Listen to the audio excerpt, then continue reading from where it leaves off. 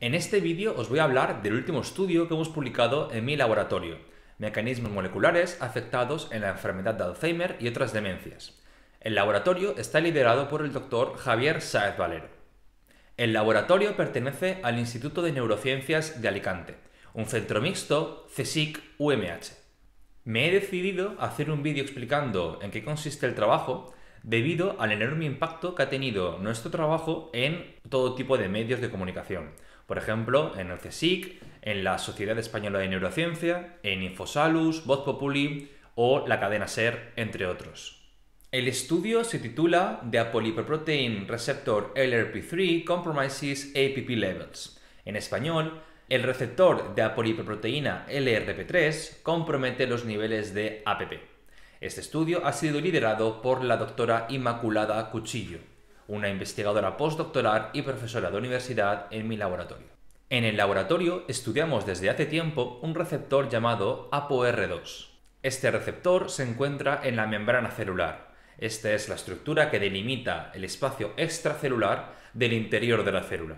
El receptor ApoR2 está involucrado en mecanismos de plasticidad sináptica. Esto es, procesos bioquímicos que median el aprendizaje y la memoria en las neuronas. Cuando una proteína llamada reelina, que está en el exterior de la célula, interacciona con el receptor ApoR2, este, al activarse, se corta, se fragmenta. A continuación, un pequeño fragmento del receptor viaja al núcleo y activa la expresión de muchos genes. Nuestro trabajo comienza analizando exactamente qué genes se activan cuando activamos el receptor ApoR2 mediante el tratamiento de reelina en un cultivo neuronal o bien cuando sobreexpresamos, esto es, aumentamos la cantidad de ICD, el fragmento del receptor ApoR2.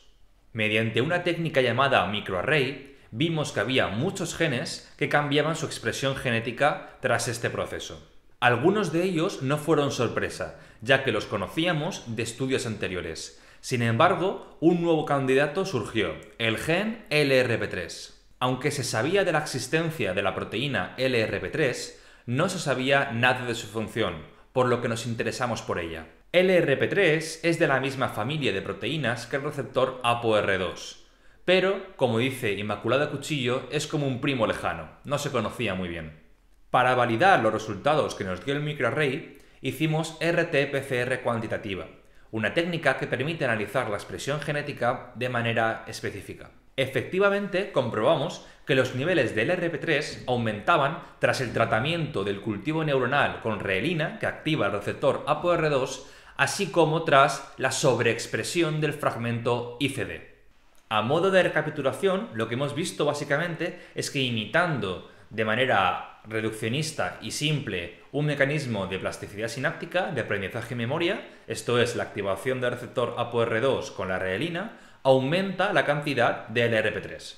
Es el momento de decir que nuestro laboratorio previamente había demostrado que en la enfermedad de Alzheimer la reelina no es capaz de activar correctamente a su receptor, el ApoR2. Esto podría provocar que en los enfermos de Alzheimer los mecanismos de plasticidad sináptica y de aprendizaje y memoria mediados por el receptor ApoR2 no se producen. Y además, los genes que se regulan tras la activación del receptor dejan de regularse. Como sabíamos que el aumento de ApoR2 aumentaba los niveles de LRP3 en cultivos neuronales y que en la enfermedad de Alzheimer la función de ApoR2 está dañada, hipotetizamos que en los cerebros de Alzheimer la cantidad de LRP3 sería menor que en cerebros control. Si ApoR2 aumenta los niveles de LRP3 y en Alzheimer ApoR2 no funciona, en Alzheimer encontraremos menos niveles de LRP3. Antes de lanzarnos a cerebros humanos, tratamos el cultivo neuronal con el péptido beta-amiloide, que es la principal molécula tóxica que caracteriza a la enfermedad de Alzheimer. Vimos que el péptido beta-amiloide era capaz de disminuir los niveles de LRP3, lo que cuadraba con la hipótesis.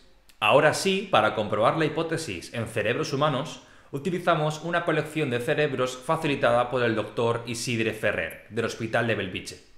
Esta es la colección. Lo que vimos confirmó nuestras sospechas. En la región frontal de cerebros de enfermos de Alzheimer, los niveles de LRP3 son menores que en cerebros control. Esto fue analizado mediante Western blot para comparar los niveles de proteína y con RT-PCR cuantitativa para comparar los niveles de ARN mensajero. Vimos que esta disminución en los niveles del RP3 es estadísticamente significativo en los primeros estadios de la enfermedad de Alzheimer. Sin embargo, en estadios posteriores, esta disminución tan acusada se pierde. Esto puede deberse a que, efectivamente, los niveles del RP3 solamente disminuyen al principio de la enfermedad. No obstante, sería conveniente repetir los análisis en colecciones de cerebros independientes, para ver si realmente se repite el mismo resultado o si por el contrario también encontramos niveles reducidos del RP3 en estadios posteriores de la enfermedad. Ya sabíamos que el RP3 aumenta su expresión en cultivo celular cuando activamos el receptor ApoR2, relacionado con aprendizaje y memoria. Y también sabíamos que los niveles del RP3 se disminuyen en un cultivo neuronal cuando lo tratamos con el péptido beta-amiloide, característico de la enfermedad de Alzheimer, y también en los propios cerebros de Alzheimer. Pero, ¿cuál es la función del RP3? Esto fue lo más interesante. Sabíamos que otras proteínas más conocidas de la familia del receptor LRP3 están involucradas en algún tipo de procesamiento del APP, la proteína precursora del péptido beta-amiloide. Esta proteína, el APP, es la que da lugar al péptido beta-amiloide tras un procesamiento. El péptido beta-amiloide, abreviado como A-beta, es el responsable de, mediante agregación consigo mismo, de formar las alteraciones más características de los cerebros de Alzheimer, las placas seniles.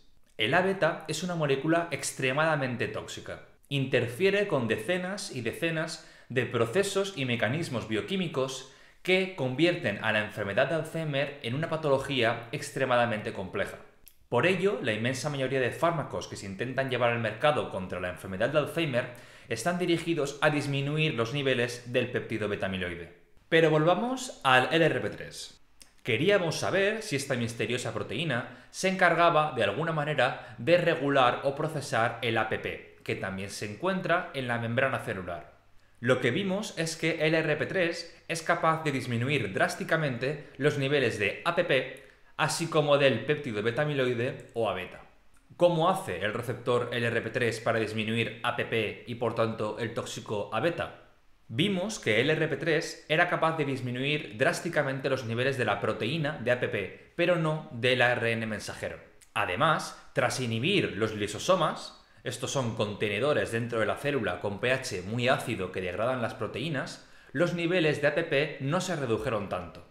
Por ello, el mecanismo más probable por el que el LRP3 media la degradación de APP es la endocitosis. En la endocitosis, cuando las proteínas están en la membrana celular, pueden inducir la invaginación de la membrana. Esto es como formar una gota de aceite que se extiende de la membrana adentro de la célula y las proteínas que contiene esa vesícula se van acidificando y posteriormente se degradan. Con esto ya tenemos la historia completa. En cerebros sanos, la reelina se une a su receptor, el ApoR2, y tras ello, entre otras cosas, aumenta la expresión de LRP3, cuya función es disminuir los niveles de APP y, por tanto, de la principal molécula tóxica del Alzheimer, el péptido beta-amiloide. Por el contrario, en una enfermedad de Alzheimer, la reelina no es capaz de interaccionar correctamente con el receptor ApoR2, y esto provoca la reducción en los niveles de expresión de LRP3. De esta manera, el LRP3 ya no es capaz de llevar a cabo su función, degradar APP y el péptido beta-amiloide. Por tanto, el LRP3 tendría una función protectora contra la progresión de la enfermedad de Alzheimer. Este estudio abre una nueva vía de investigación básica para conocer mejor la enfermedad de Alzheimer. También abre una posible vía de biomarcadores para diagnosticar la enfermedad de Alzheimer. En esta línea ya estamos trabajando para detectar el LRP3 en líquido cefalorraquídeo humano. Por último, abre una vía terapéutica. Una mejor comprensión de cómo el LRP3 logra disminuir APP y por tanto el tóxico beta-amiloide podría suponer la invención de nuevos métodos para imitar este proceso y acabar reduciendo los niveles del péptido beta-amiloide. Dejo el artículo original en la descripción. Espero que os haya gustado el vídeo y si tenéis preguntas, dejadlas en los comentarios. Un saludo.